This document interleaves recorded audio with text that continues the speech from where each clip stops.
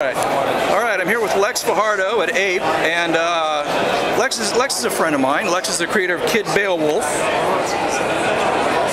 And tell us about Kid Beowulf and why he's different from grown-up Beowulf. Kid Beowulf is inspired by the old epic, and as opposed to the original where Beowulf and Grendel are arch enemies, I've taken them and turned them into twin brothers. So the first book is the origin story of why Beowulf and Grendel are related. It brings in their mom and their father and the great dragon who happens to be their grandfather. Yeah. And it's the first in a series where Beowulf and Grendel will travel across Europe and Asia. They will meet all the other heroes from those other epics and those other countries. Yeah.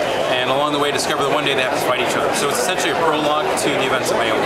Very cool. And I don't think we ever talked about it, but I'm guessing you get a couple different kinds of fans. You probably have kids attracted to the style of the story and art, but you probably also have some like classics fans who really know Beowulf and will get some of the references you're dropping in there. Is that about? It's an interesting mix because you do get a lot of my style is very cartoony, so kids are immediately drawn to it. And then you occasionally will get the staunch tweed-jacketed Beowulf supporter medievalist who will come up and sort of like snigger at the notion of what Kid Beowulf is, and then when I start to tell them what it's about, like the twin brothers, they bristle because I'm messing with this classic. Yeah. And then when I go further and tell them, well, it's a prologue, it's all about leading to the actual Beowulf. Yeah.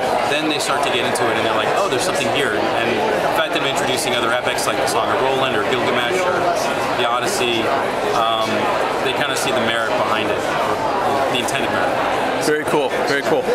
Let's see, we got 15 seconds left in our 2-minute interview. So in your day job, you also work with Creative Associates, the Schultz Studio. Yes. Yep. What do you do for them? Primarily, I'm doing mostly publishing, and the newest project that I'm the lead on is the new monthly comic book series coming from Kaboom. We'll have a preview issue, new Peanuts comics coming out in November. It'll be at your local comic shop, and then in January we start an ongoing series. We're using Sparky's original stuff, and then we're revamping some stuff from the Dell comics of the 1950s. I see some good reviews of them, and what people seem to appreciate is the respect you're showing to the original work. Yes. And I assume that's important.